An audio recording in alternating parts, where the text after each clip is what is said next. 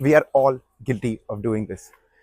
Starting your car is a very current intensive job for the battery to supply current to the starter motor.